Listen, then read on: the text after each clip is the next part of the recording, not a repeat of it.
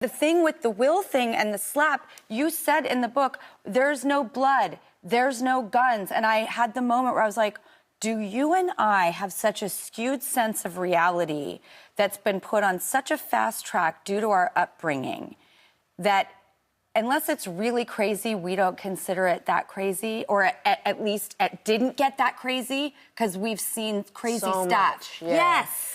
Yeah, I think that for me, I mean, and I learned this in trauma therapy, even in understanding what trauma is, because when you've seen a level of violence on a daily basis, you know, or you've seen a certain reality, that's your norm, right? So then when other people see things and that's not their norm, yes, it's kind of like, oh, okay. That's exactly what I'm getting at. I mean, you were around guns, you were around violence, you dealt drugs.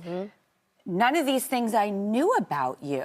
Yeah, well, you know, I mean, that's not something that you just, you know what I mean?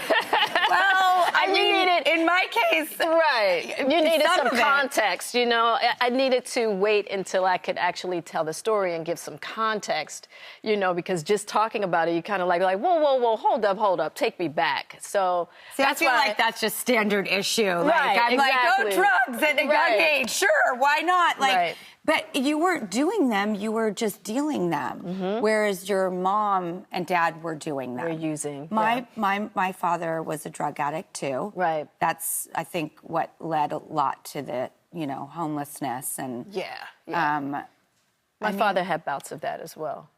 I mean, that's sort of the bond I wasn't expecting to have with you. Yeah. And your life, you're such a survivor. And I don't say that lightly because I can barely see that about myself. Right. When people are like, what you've survived, I'm like, what?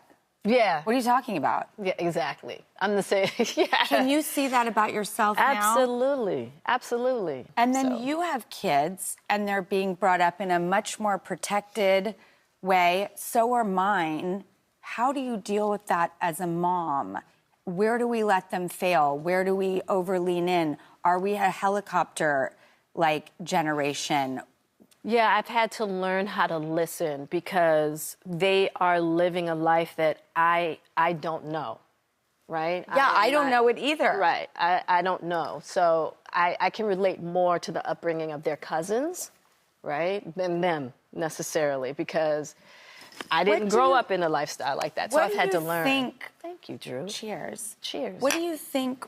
Why did you start to do the Red Table Talks? I was so inspired by how much you laid it out there. As much as I have had it all out there, I was like, shoot! Yeah. That is like, there's no holding back.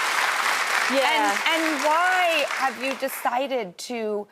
Your life is so public, and yet you said, no, there's so many deeper layers here. Yeah. Why do you make that conscious choice? I think it's important. I think when it's part of the learning, even as much as people might want to romanticize what life in Hollywood should be, I think that it gives a real beautiful opportunity to offer yourself in a way for learning, right? Which is what this book is about as well.